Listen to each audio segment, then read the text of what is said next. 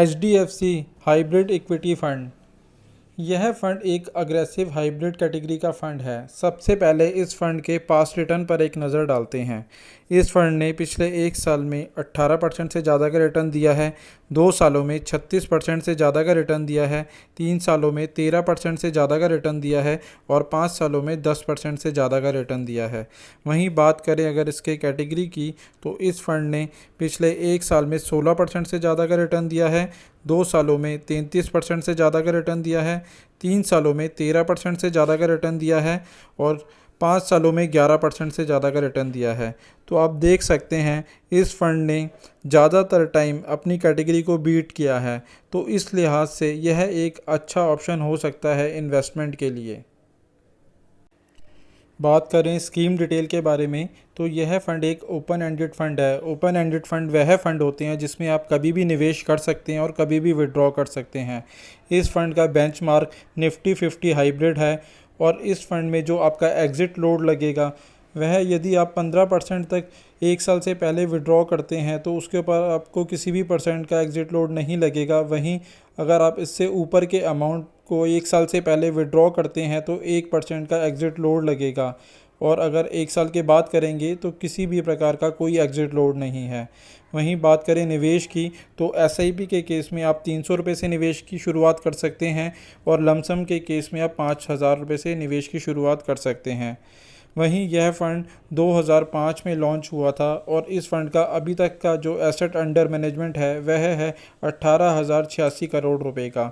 वहीं अगर इस फ़ंड के अंदर किसी व्यक्ति ने जब यह लॉन्च हुआ था तब 1 लाख रुपए का निवेश किया होता तो आज उसकी वैल्यू 7,95,000 रुपये होती। इस फ़ंड का एक्सपेंस रेशो जो है वह है 1.73% का। यह फ़ंड 2 फंड मैनेजर के द्वारा मैनेज किया जाता है। मिस्टर चिराग और मिस्टर संकल्प के द्वारा यह फ़ंड मैनेज किया जाता है।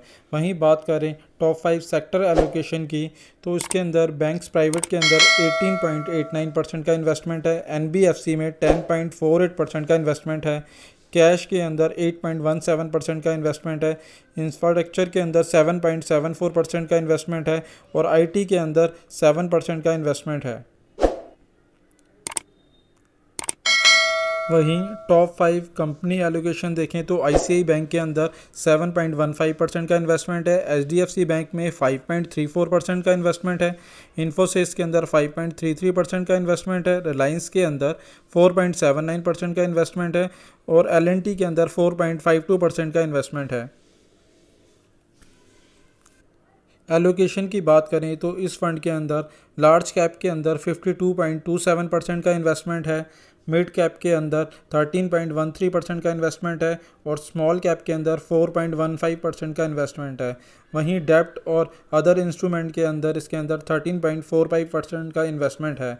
तो आप देख सकते हैं इस फंड के अंदर सभी सेक्टरों के अंदर अच्छा एलोकेशन लिया गया है और यह फंड उन सभी के लिए सूटेबल रहेगा जो 3 से 5 साल के लिए निवेश करना चाहते हैं।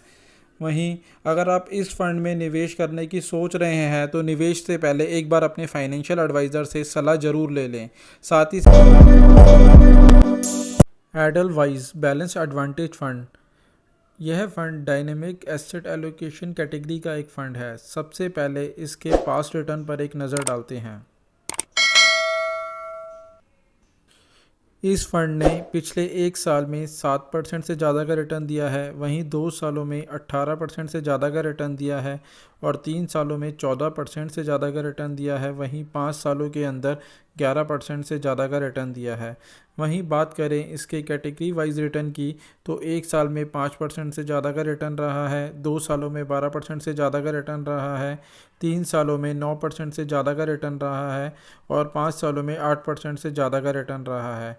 तो आप देख सकते हैं कि इस फंड ने पिछले 5 सालों में हर साल अपनी कैटेगरी को आउट परफॉर्म किया है। तो इस लिहाज से यह फ़ंड एक अच्छा फ़ंड हो सकता है इन्वेस्टमेंट के नज़रिए से। बारे में यह डायनेमिक एसेट एलोकेशन कैटेगरी का फ़ंड है। इस फंड में आपका इन्वेस्टमेंट इक्विटी और डेब्ट दोनों के अंदर ही किया जाता है। यह फ़ंड ओपन एंडेड फ़ंड है। ओपन एंडेड वह फ़ंड होते हैं जिसके अंदर आप कभी भी इन्वेस्टमेंट कर सकते हैं और कभी भी विड्रॉ कर सकते हैं। इस फ़ंड का बेंचमार्क जो है वह निफ्टी 50 हाइब्रिड है। साथ ही साथ बात करें इस फंड में एग्ज़िट लोड की, तो इसके अंदर यदि आप 1 साल से पहले अपना अमाउंट 10% तक विड्रॉ करते हैं तो उस केस में कोई भी एग्ज़िट लोड नहीं है। और अगर आप उससे ऊपर कुछ भी एग्ज़िट करते हैं तो उसके ऊपर आपको 1% का एग्ज़िट लोड देना पड़ेगा यदि आप 1 साल से पहले विड्रॉ करते हैं। और अगर आप 1 साल के बाद विड्रॉ करेंगे तो आपको कोई भी किसी प्रकार का कोई एग्ज़िट लोड नहीं देना पड़ेगा। वहीं बात करें इस फ़ंड के अंदर इन्वेस्टमेंट की, तो एसआईपी के केस में आप 500 रुपये से इन्वेस्टमेंट की शुरुआत कर सकते हैं और लमसम के केस में आप 5000 रुपये से इन्वेस्टमेंट की शुरुआत कर सकते हैं। यह फ़ंड 2009 में लॉन्च हुआ था। वहीं इस फ़ंड का अभी तक का जो एसेट अंडर मैनेजमेंट है वह है 7472 करोड़ रुपए का। इस फंड का एक्सपेंस रेशो जो है वह है 1.94% का। यह फ़ंड 3 फंड मैनेजर के द्वारा मैनेज किया जाता है। मिस्टर भावेश, मिस्टर भरत और मिस्टर राहुल के द्वारा यह फ़ंड मैनेज किया जाता है। बात करें टॉप 5 सेक्टर एलोकेशन की, बैंक्स प्राइवेट के अंदर 60.24% का इन्वेस्टमेंट है, आईटी के अंदर 11.10% का इन्वेस्टमेंट है, कैश के अंदर 10.28% का इन्वेस्टमेंट है, बैंक पब्लिक के अंदर 7.01% का इन्वेस्टमेंट है, ऑटो में 6.93% का इन्वेस्टमेंट है। एलोकेशन की बात करें तो रिलायंस के अंदर 5.58% का इन्वेस्टमेंट है, आईसीआई बैंक में 5.39% का इन्वेस्टमेंट है, टी बिल के अंदर 5.32% का इन्वेस्टमेंट है, एचडीएफसी बैंक में 5.21% का इन्वेस्टमेंट है और इन्फोसिस के अंदर 3.92% का इन्वेस्टमेंट है। वहीं लार्ज कैप के अंदर 57.23% का इन्वेस्टमेंट है और मिड कैप के अंदर 10.05% का इन्वेस्टमेंट है। वहीं स्मॉल कैप के अंदर 1.11% का इन्वेस्टमेंट है। वहीं डेब्ट और बॉन्ड के अंदर 31.61% का इन्वेस्टमेंट है। तो आप देख सकते हैं कि इसके अंदर डेब्ट और इक्विटी का काफ़ी अच्छा मिश्रण रखा गया है। यह फ़ंड उन सभी के लिए सूटेबल रहेगा जो एफडी का ऑल्टरनेट ढूंढ रहे हैं और जिनका भी नज़रिया 3 से 5 साल का है वह इस फ़ंड में इन्वेस्टमेंट कर सकते हैं। बट इन्वेस्टमेंट से पहले एक बार अपने फाइनेंशियल एडवाइज़र से सलाह ज़रूर ले लें। साथ ही साथ अगर आप इस फ़ंड में या किसी भी और फंड में इन्वेस्टमेंट करना चाहते हैं तो अब आप हमारे मोबाइल ऐप के थ्रू भी इन्वेस्टमेंट कर सकते हैं, जिसका लिंक नीचे डिस्क्रिप्शन में दिया गया है। साथ ही साथ अगर आपका कोई सवाल हो तो आप हमें नीचे कमेंट में कमेंट भी कर सकते हैं। वीडियो अच्छा लगा हो तो प्लीज़ इसे लाइक शेयर करें और हमारे चैनल को सब्सक्राइब करें। धन्यवाद दोस्तों।